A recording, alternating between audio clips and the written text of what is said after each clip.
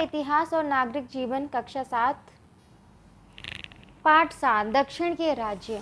मोहम्मद बिन तुगलक के शासनकाल के अंतिम दिनों में सल्तनत का दक्षिणी भारत पर अधिकार कमजोर हो गया। परिणाम स्वरूप सल्तनत के अधीन प्रांतों के इक्तादारों ने अपने को स्वतंत्र कराने के प्रयास शुरू कर दिए, जिससे दक्षिण में बहमनी तथा विजयनगर जैसे राज्यों की स्थापना हुई। बहमनी राज्य। मोहम्मद बिन तुगलक के एक अधिकारी हसन गंगू ने बहमनी राज्य की नींव डाली। सन 1347 ईस्वी में हसन ने सुल्तान के विरुद्ध विद्रोह करके दौलताबाद पर अपना अधिकार कर लिया और बहमनी राज्य को स्वतंत्र राज्य घोषित कर दिया। उसने बहमन शाह की उपाधि धारण की और वह इस राजवंश का पहला शासक बना। उसने अपने राज्य को 4 प्रांतों में बांटा: गुलबर्ग, दौलताबाद, बरार तथा बीदर। उसने गुलबर्ग को अपनी राजधानी बनाया। कृष्णा नदी तक का संपूर्ण उत्तरी दक्कन बहमनी राज्य के अंतर्गत था। इस वंश का महानतम शासक फिरोज शाह था। वह बड़ा योग्य, न्यायप्रिय, विद्यानुरागी एवं आश्रयदाता था। अनेक शासकों ने बहमनी राज्य पर शासन किया, किंतु ये शासक अधिकतर युद्धों तथा आपसी झगड़ों में फंसे रहे। बहमनी राज्य का प्रसिद्ध प्रशासक वहां का वजीर महमूद गवा था। उसके पश्चात बहमनी राज्य का विघटन शुरू हो गया। बहमनी राज्य टूटकर 5 राज्यों में बंट गया: अहमदनगर, गोलकुंडा, बीजापुर, बरार और बीदर।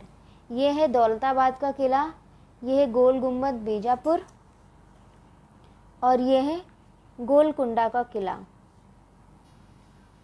यह है बीदर का किला, ये जो फोटो है। विजयनगर साम्राज्य। बहमनी राज्य के दक्षिण में विजयनगर का राज्य था। हरिहर और बुक्का नाम के 2 भाइयों ने इस राज्य की नींव डाली। उन्होंने भी सल्तनत की घटती हुई शक्ति का अनुभव किया।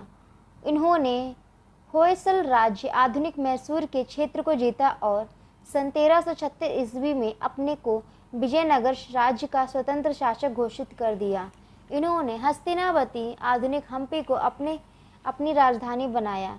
कृष्णदेव राय विजयनगर राज्य के महत्वपूर्ण शासक थे। यदि बहमनी और विजयनगर में मित्रता का संबंध होता तो वे शक्तिशाली राज्य बन सकते थे, पर दुर्भाग्य से उनमें सदैव युद्ध होता रहता था। इसके कई कारण थे।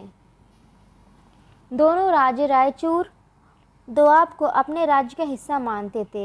यह कृष्णा और तुंगभद्रा नदियों के बीच में स्थित उपजाऊ भूभाग था जो दोनों राज्यों के बीच में स्थित था। बहमनी राज्य के गोलकुंडा क्षेत्र में हीरे की खानें थी और विजयनगर के शासक गोलकुंडा को जीतना चाहते थे। दोनों राज्यों के शासक बड़े महत्वाकांक्षी थे और संपूर्ण प्रायद्वीप पर अपना अधिकार चाहते थे। ये युद्ध इन्हीं 2 बड़े राज्यों तक सीमित नहीं रहे। पूर्वी समुद्र तट पर उड़ीसा, आंध्र और मदुरई आदि बहुत से छोटे छोटे राज्य थे। इन राज्यों पर लगातार बहमनी या विजयनगर के शासक आक्रमण करते रहे। विजयनगर ने सन 1370 ईस्वी में मदुरई को जीत लिया। पश्चिमी किनारे पर भी विजयनगर क्रियाशील रहा।